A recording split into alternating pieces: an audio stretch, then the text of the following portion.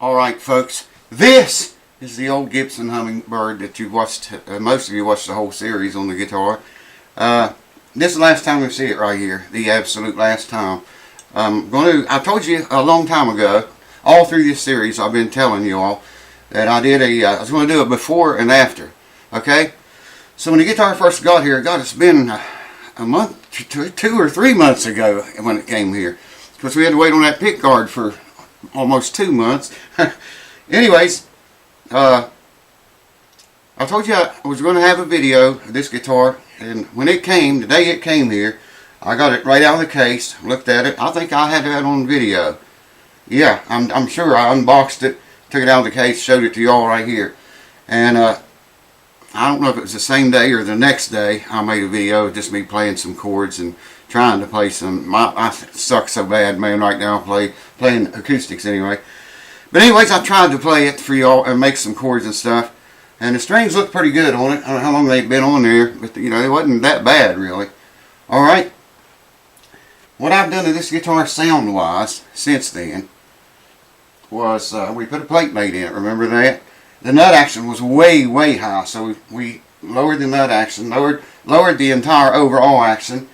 I think we turned we set the neck relief at 10 if I remember right, because Billy wanted this guitar set up really fine, and it is, man. I mean, if you got hands, got control over them, you can just touch the strings and make chords. That's my problem. I don't know how hard I'm pressing, or, you know, I don't know, man, that's another story. Anyways, I put a plate mate in it. I made a Tusq saddle. It had a bone one in it. So you're going to hear, it's got new strings on it. You're going to hear in this video, first me playing it as it came out of the case, just like it was before I did any work to it. Did a bunch of other work besides that. I'm just talking about the work that will... I'm talking about the work that will change the sound of the guitar. Okay? There's a bunch of other stuff like fixing this dent up here and changing the pick guard and oiling the keys, oiling the truss rod and all that. I'm only talking about the things that changes the sound of the guitar. Okay, so we got a plate mate. The first video you'll see was it right out of the case. And then I made another video playing I just finished making it, playing the same song as well as I could. I couldn't play it for shit, so yeah, my apologies. I'm sorry. I'm going to get back into this. I wish you guys would go back and watch some of my older videos when I could actually play, and you'll see, get an idea how frustrating it is now. Look at the one electric guitar video up called Rawkit, R-A-W-K-I-T. I could play a little better, well, a hell of a lot better than I can play right now. Anyways, look it up. Maybe I'll put a link down here if I can remember. I can never remember anything. Old age, it's fun, man. But as far as what affected the sound, it's got brand new strings. I don't know how old them strings are on this first video, but these are brand new. We put a Tusq saddle, I made a Tusq saddle in it, intonated it, and installed Mitchels plate mate. All that's in videos if you want to go watch it. Now I hope you do, man. I hope you go look at some of my old videos whenever I could play a little bit. And you know, this hand thing is just frustrating as all hell, man. I'm telling you, you want to play the guitar? I know the neck of a guitar, man. I know every note. I can call them out, chords and stuff. You know, when you can't get your hands to work, you don't know how hard you're going to hit the strings or how soft. You can't control that. You don't know how hard you're going to press or how easy. You can't control that either. I can hear it. I got to press a little harder. Then I catch myself, I'm smashing them sharp, playing way too hard. Try to let off, and I'm dead in strings again. And they jerk and shake and shit. I showed you all that before, man. As long as I hold them out like that and don't move, look how solid they are. As soon as I apply a little bit of muscle, opening or closing, that's what happens.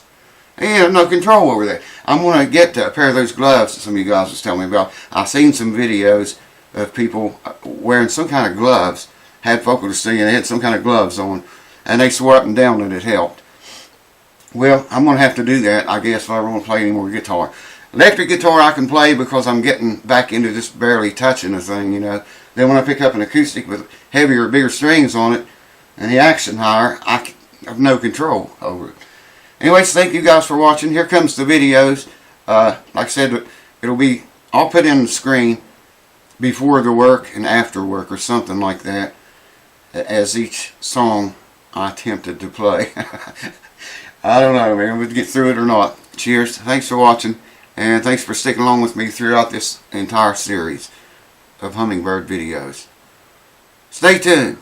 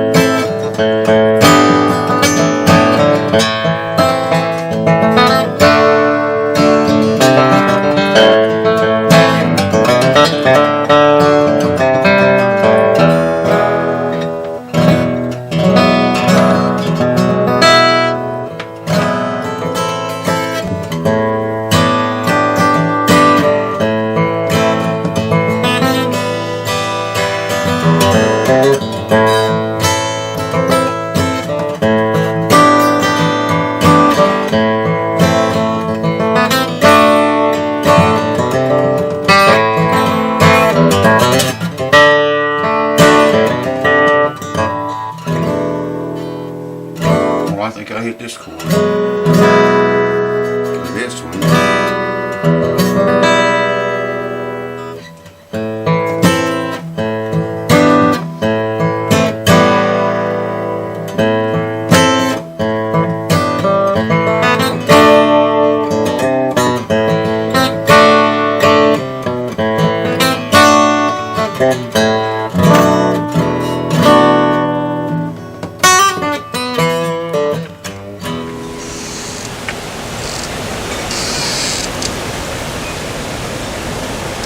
Windstorm, baby. 70-mile-an-hour wind gusts.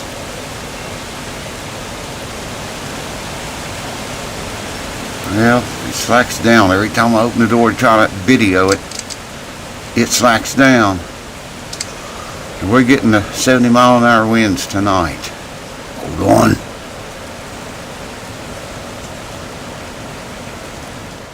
I gotta pick all this shit up here someday, man, so I can walk through there. Thank you guys for watching. Cheers to you. Hope to see you again.